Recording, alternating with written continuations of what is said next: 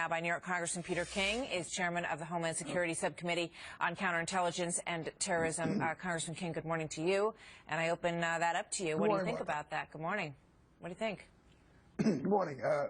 First of all, I believe that Edward Snowden is a traitor. He should not be given any amnesty whatsoever. He has put American lives at risk. The NSA program, I believe, is entirely constitutional, and it has saved lives over the years. By what Edward Snowden has done, he has alerted our enemies to the tactics we have, the abilities we have, and as a result of that, the enemy has accommodated itself, and they have now adjusted in many ways, and that's going to hurt American lives.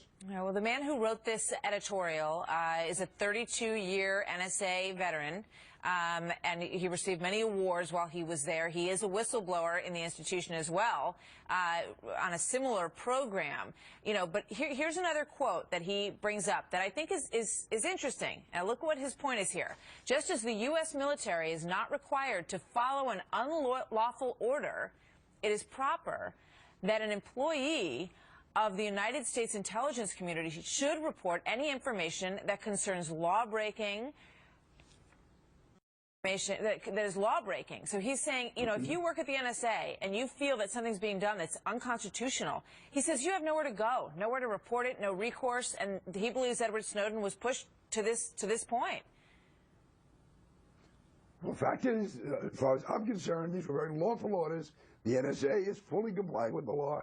And Edward Snowden, you as an individual, I do not believe have the right in a situation like this. For instance, that prior to D-Day, somebody in the Department of War thought that the D-Day invasion was wrong. They have the right to go to the Germans. If somebody thought the atomic bomb was wrong, they have the right to tell the Japanese. And when you look at the arrogance of Snowden, when the fact is everything the NSA done, as far as I'm concerned, has been constitutional. We have one judge the other day, but prior to that, every judge has affirmed the power to do what they do. Not one American is had his right violated by the NSA, but they've saved many, many lives. So to me, he's a traitor, and he's put American lives at risk. I know you're struggling a bit with the voice, and we know you've got a bit of a cold, so we thank you for hanging in there with us today. But, you know, in reference to that, that was Judge Leon, and he basically said that there's no evidence that this program has ever stopped an imminent threat.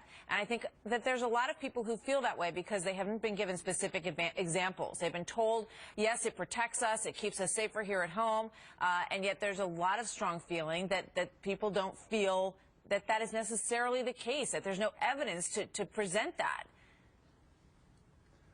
First of all, Judge Leon is not a military or an intelligence expert. I can tell you, I know the Zazi plot on the subways in 2009, the NSA was very, very instrumental in stopping that plot. There's been any number of others where they get information, which is part of the mosaic, and it enables us to follow what they're doing, to know what the terrorists are going to do, and stop them. So, and there's a difference between an actual plot, an imminent plot, a plot being prepared. But certainly, to me, the 2009 subway plot in New York is a dramatic example of the NSA playing a very, very key role in providing information that gave much more information into that plot and stopped it from being successful and saved hundreds, if not thousands, of lives. I mean, when you look at and again, not one American, But what's wrong with having more information put out there about this program just in terms of assuring people that it's constitutional? Because it's based on a 1979 law in a world that was so different in terms of communication than the world we live in now. We know from all of the polls that we see, Peter, that people are not happy knowing that these records are being gathered without their knowledge. They feel that it's a breach of the Fourth Amendment,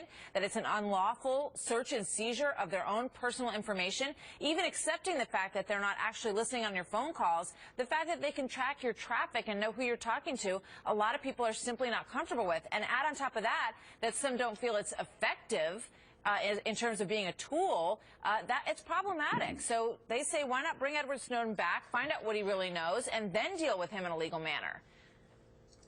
Well, you can't, because by then it's too late. The NSA does not know who is talking to whom. They know 2 phone numbers. They don't know the names. They don't know the addresses. They don't know the contents of the calls. And if you're waiting until after it's done, then the numbers won't be there. You have to have them stored up. And instead of the NSA, right now, the phone companies have them. And there is no Fourth Amendment right to properties being held by someone else. And just because the case goes back to 1979, the Constitution was written in the 1780s, but we still follow the Fourth Amendment. So Judge Leon, to me, is wrong. The American people were in the reasons the American people feel the way they do is because this issue has been so misrepresented. They actually believe the NSA is listening to phone calls when they're not. They actually believe they're listening to emails when they're not.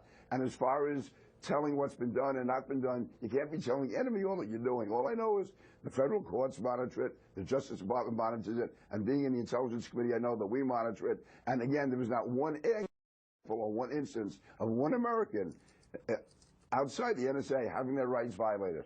All right. We'll continue this discussion when your voice is better, and I thank you for hanging in there.